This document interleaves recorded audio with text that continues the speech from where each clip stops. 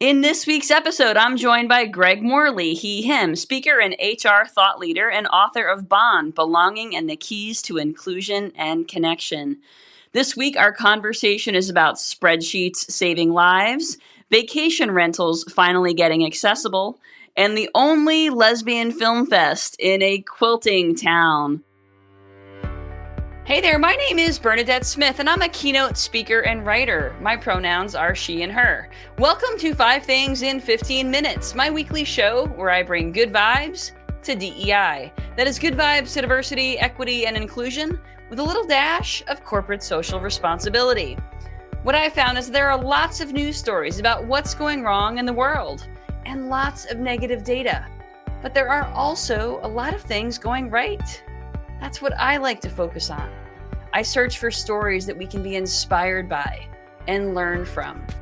My hope is to inspire you to experiment with some of these actions and policies to help you build a more inclusive world.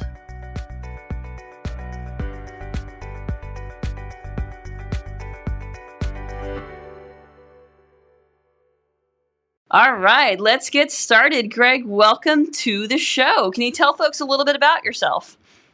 Well, thank you for inviting me, and I couldn't be more aligned with your thinking. So when we made this connection, I was so thrilled to come in connection with you and also be on the podcast. So thank you so much for being a kindred spirit and also having me on board. It's my pleasure. I'm a very proud product of the Philadelphia area, and I'm currently living in Paris for the second time with my husband. I've spent my life living and working across the U.S. and around the world.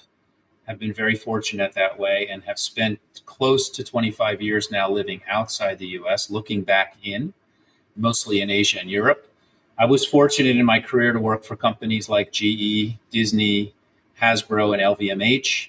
And I'm now spending my time as a speaker, a strategic advisor, and dare I say the word author, which I'm still trying to come to terms with as a published author. Well, I took a look at your book. I read about half of it so far. I promised to finish it, and I think it's great. I mean, what I love about your book, Bond, is that it has so many personal stories, you know, from your growing up to coming out and what that was like, and some of your stories from those various companies. So stories are always the way to, I think, help folks open up and see what's possible for them. So thank you for sharing those stories in the book. It's my pleasure. I felt like, inclusion as a practice was becoming an exclusive club. And one of the reasons I wrote the book was to try to open up in a very accessible way discussions around diversity and inclusion. And by using my own stories and the stories of other people that I interviewed, I hope that we could kind of destigmatize the discussions around diversity and inclusion, because as you would read in the book, I made plenty of mistakes in my career, and I share those quite transparently because I think that's the way one learns and grows. And I want people to feel like, okay, those are conversations I can have with others and not be afraid of what we're trying to achieve. And I think that talking about mistakes strengthens bonds, right? So I think that's part of how it works, because there's been this sort of archetype of leaders over time where they have to sort of have be stiff and be authoritarian and really not let their emotions show. And so I think humility is such an underrated leadership quality, and the fact that you talk about your own mistakes so openly is really beautiful. Yeah, and I think also the ability to open up is a way to inspire other people. So, leaders have a responsibility to the people they lead, and leaders have a responsibility to create safe spaces at work. So you can't dictate people's personal lives, that their personal lives run on their own timetable. But if at work, people feel like, okay, I come here, I have a boss who understands me, she supports me, he supports me, then that is a way for people to really become themselves as they can't be maybe in the rest of work. And while that all sounds nice, it's great for business, because if somebody has that kind of arrangement or that feeling at work, they're more productive, they're more creative, they're more innovative, and that means the company also benefits from those things. So there's no downside to those types of environments and cultures at work. Yeah, I agree. I mean, and back to, walking on eggshells or being sort of afraid of saying the wrong thing. I do think that we did get into a place of being a little exclusive. I know that a lot of folks have felt over the years, or the past few years, that they don't know what to say. They're afraid of getting it wrong. They're afraid of being canceled. And they don't necessarily understand the concept that inclusion means everyone. So I think your book does a really nice job of bringing everyone under the tent. Yeah, and it shouldn't be our job to judge. It should be our job to help people develop. Yeah, I agree. Well, I'll tell you before I get into the intro for this newsletter, I'll tell you that I'm sort of refocusing on my initial approach to this work, which is inclusion for client-facing employees. I mean, it's not the DEI budget. And these are folks who are afraid of saying the wrong thing in front of their clients, who don't necessarily know how to recover if they make a mistake. And because of that fear of cancel culture and fear of getting it wrong, I think that there's become less authenticity in these relationships. So I think there's incredible value in, at least for me, bringing the conversation there, which aligns with my previous work in the wedding industry. Oh, that's amazing. Yeah, and also you imagine somebody has a hesitation to talk to a client. They also, that's not good selling. Exactly. So they're not going to have insight into that person's behaviors, needs, desires, wants, because they'll be afraid of opening different doors. And so doing that kind of work that you're doing is very, very good for the business, and it's also going to make those people feel much more rewarded in the work they're doing. And of course, the clients will feel like, okay, this person really knows who I am. Exactly. All right. Well, let's move into this week's intro for 5 things. So I wrote this week about how, about a week ago, I woke up and I was like, oh my gosh, it's Pride Month coming up and business is so slow. I mean, the crickets compared to years past are frankly devastating, and it makes it hard to have pride. So that was something I was struggling with for last week, and I ended up tearing up in front of a client. And in a moment like that, it can feel embarrassing, right? But it ended up being connective. That's and just a good reminder that lean into the vulnerability. It makes us human. And, for me, it was just another reminder of how important this good vibes work is, because I need to be shining the light on what's working for myself too, right? To keep myself staying positive. I'm thinking about Pride season with a little bit of sort of, it's like a baseball game. I don't know what the outcome's going to be. So, normally in Pride, you could kind of determine what it was going to look like. And I think about this Pride as sort of month 12, because Pride normally is it's a celebration because we look back at what's happened. And then we sort of, why it's like month 12, we're a bit budgeting for what's happening next. And so I think about it in like a business calendar way. But this year is very unpredictable because we can see some signs that it's going to be different. Whether that's good or bad, I just think that's still maybe to be determined. It will be both, I think, good and bad. But also it could be, again, something that we come out of Pride this time. I hope with more of a commitment that we're just in month 1, that we don't get sort of Pride month and then we move on to the next month of the next celebration. So that's my hope for Pride this year, that we maybe step back from the glam of it, and we really determine that Pride is something that needs to be a 12-month activation. And as you talked about in other podcasts, it needs to be built into the way that we work. Absolutely. It sure does. Well, hopefully that means good news for business if it's a 12-month activation. I hope so. All right. Well, let's move into this week's good vibes. The first story this week comes from Qatar, which is hosted its first ever career fair for disabled people on May 10th Hilton Hotels was one of the employers represented. So this is a region where 80% of disabled residents remain unemployed. So this is a huge deal. And Deloitte's 2024 study shows that U.S. disabled employees unemployment is at about 8%. So Qatar is significantly higher than that. So this career fair is huge.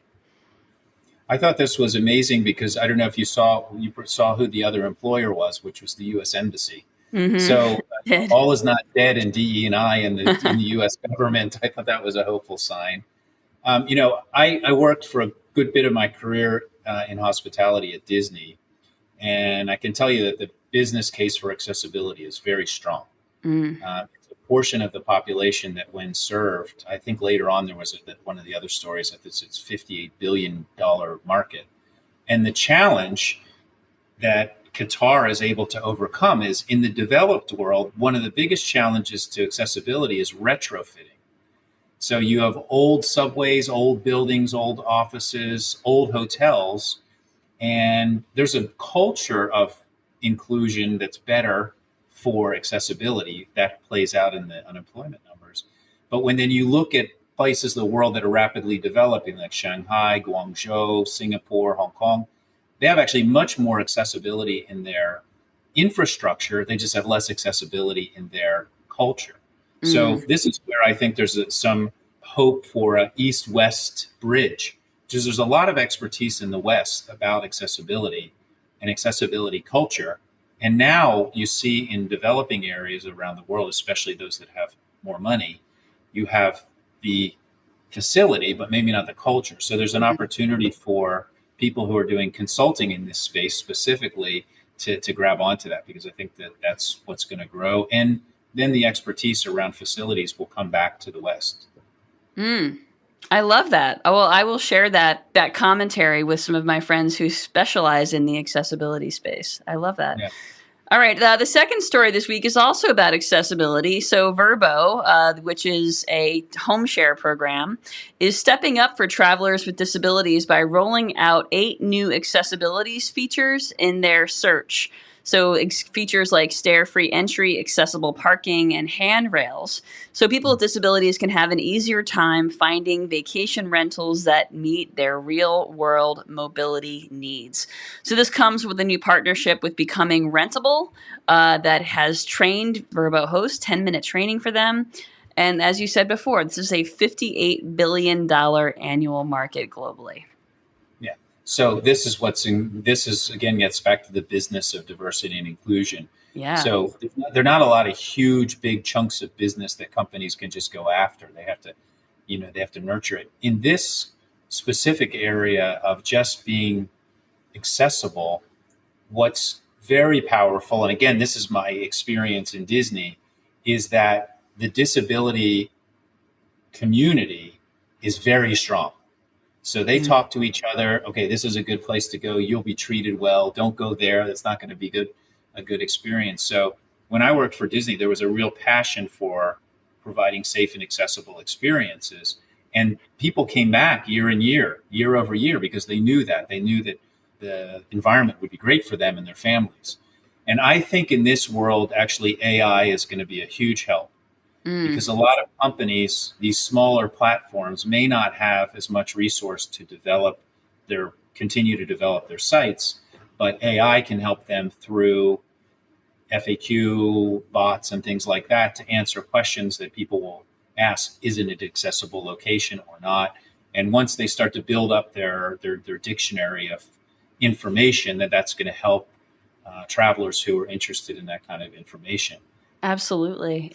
All right. The third story this week comes from Paducah, Kentucky, where I spent a week when I was 22, and I did go to the Quilt Museum there. So Paducah, Kentucky has transformed into a sanctuary for queer women every Memorial Day through Cinema Sisters, the only all-lesbian film festival in the U.S.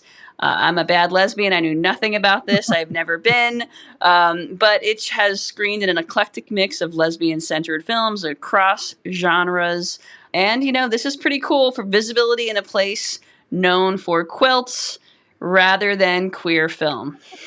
So you went to Paducah for quilts, not for the Lesbian Film Festival. No, I went to Paducah to do a service trip as a young college student. And we ended up doing like there was a flood and we did sandbagging and all that. And I happened to go to the Quilt Museum that week. Well, now you have a reason to go back. That's true. So, yeah, I would say, way to go, Paducah, Kentucky. And what I was reflecting on when I read this story is that the first thing is community matters. Mm-hmm. And, we hear so much talk about things like ban books and ban this. And the reality is information for people is much more accessible than what we can find between books. Now, those types of things send a message, but film festivals have always been a powerful outlet in bringing community together and for the filmmakers to tell their stories because they can commercialize the story and then they have the funding to do it. And so I think that my experience with film festivals, and this one I'm really curious about the experience there, is that for both the LGBTQ community, but also for others, because film is a universal medium, it's a way to share in the community experience of film. And the reality is that in aggregate, there's a lot of depressing news. But when you go to something like a film festival in a town like Paducah, Kentucky, that's where you see inclusion come alive. And film festivals can celebrate the community in a way that's very inclusive, as we talked about before. It's not just for lesbians in Paducah, Kentucky, right? It's something that's very inclusive. It can tell the story of our community well beyond the communities we build that might be narrow. Exactly. I couldn't agree more. I have no excuse now. All right. The fourth story this week comes from the USTA and the American Tennis Association, which just launched a major initiative to boost Black representation in tennis, a sport historically dominated by whiteness. So only 2 Black men have ever won a Grand Slam. But this collaboration aims to change that with mentorship programs to support these players and coaches from the junior level on up. So I love that this is happening, especially during this time. And I say that even as a pickleball player. Oh, right. Yeah, I played tennis when I was a kid, but I started to see on my Twitter feed this weekend a deluge of professional sports teams from around the world sending out messages of support for Pride. And I thought that was quite hopeful. And I believe that sport really has a huge opportunity. It's a bit like hospitality to build followers in diverse communities, and that, those communities then have to go and see the people that reflect them on the court, whether it's a basketball court or a tennis court or any other, or a pickleball court. It doesn't necessarily matter what the court is. And one of the things I've been impressed with here in Paris is, so it's the French Open right now, and the French Tennis Federation is spending a significant amount of resource to grow tennis by opening facilities which have traditionally been very exclusive, very suburban, very white, and financially supporting some amazing tennis players and ultimately making tennis more interesting in this country for a wider audience. And so that's the hope that comes from this story for me. And I think it's something that we'll start to see. And one of those Black champions, I think, is Yannick Noah. So he's French. Absolutely. And you know what? Obviously, it's good for business, right? It's good for business. Couldn't be more clear. No, absolutely. Absolutely. All right. And the last story this week comes from, this is an interesting one. When the Trump administration gutted USAID, it canceled 83% of contracts, leaving $35 billion of global aid in limbo. So economist Caitlin Tulloch and her former employees launched the Project Resource Optimization Pro, which is a matchmaking service that connects philanthropists to life-saving foreign aid programs on the brink. They have triaged over 22,000 defunded projects. Wow. And this is again, when I use the word renaissance, I think this is where, necessity will be the mother of invention. Because the fact is the fact, right? What's happened is happening. It's happened. So that doesn't mean that people don't need to continue to run their businesses and they don't continue to need to eat. I was on a podcast with some colleagues in Hong Kong recently, And a lot of the people who participate in this group are small businesses who are, they're trying to make ends meet. And one of the things we were working with them is to think about how we can make connections with them to try to sort of rebuild some of the bonds that they might have lost from the businesses they were losing. So I think that reading that story gave me hope, because that, and it reminds me that, people like myself who have built a network over 30 plus years, it's also my obligation to be one of those kind of fire starters and continue to connect people, because the talent that exists in our world of inclusion professionals and HR professionals is massive. And it would be wasted if we didn't continue to try to nurture those people, so that when, again, the renaissance happens, that they're all prepared to take it to the next level. I agree. All right. Good vibes indeed. Okay, let's move into this week's Good Vibes to Go. I'll share mine and then invite you to share yours. So my Good Vibe to Go is a book recommendation. Tomorrow Will Be Different by U.S. Senator Sarah McBride, who is the first transgender senator and member of Congress. So this book was written before she was elected to office, and it's a great trans memoir. Greg, what is your Good Vibe to Go? So I'm doing two things. One is relatively new, and one is a tried and true one for me. And the relatively new one is to get myself off of social media as much as I was. I've decided to, and I'm being pretty good about it, to every couple of weeks buy two books. One is a book about this place that I live, that I'm trying to understand the language and the culture. So I buy something about France, French history, French culture. And then I buy a second book at the same time that has nothing to do with that at all. And the reason I'm doing that is it's also challenging myself to keep my mind open. So getting out of the wormhole that can be social media, but also trying to learn things that maybe I would not gravitate to directly. And the second thing is something that I've been doing for a while. And it's when I get in bed at night, I'm very diligent about thinking about what are two things that I'm grateful for from the day. And it doesn't have to be huge things. Like, it's medically proven that if you are grateful before you go to bed, it helps you sleep better. It lowers your heart rate. It builds your immunity. And there are many other health benefits from that. Yeah, I agree. I'd have a gratitude practice as well, not before bed, but that's a good idea. All right, Greg, it has been a treat having you on the show today. How can folks get in touch with you? Thank you. I am on LinkedIn at Greg Morley, and you can also access me at my website, which is gregmorley.com, or on Instagram at Mr. Greg 852. All right, Greg, we will make sure all of that gets put in the show notes. It has been a treat. Thank you so much for joining me. Thank you. I just love this podcast, and I'm working my way through the past episodes, and thank you for the hope and the joy you bring to what you're doing. Thank you. I appreciate that. Please spread the word about this show. Would love to expand the audience. Folks, if you don't already get the 5 Things newsletter, you can subscribe at 5thingsdei.com. Thanks so much. Have a great week. Thank you for listening to 5 Things in 15 Minutes. I hope you found yourself inspired by at least one of this week's stories. If you did, would you mind sharing it with a colleague and leaving us a review on your favorite podcasting platform? And if you don't already get my 5 Things newsletter, join at 5thingsdei.com. I'm Bernadette Smith, and I'll see you next week right here for 5 Things in 15 Minutes, bringing good vibes to DEI.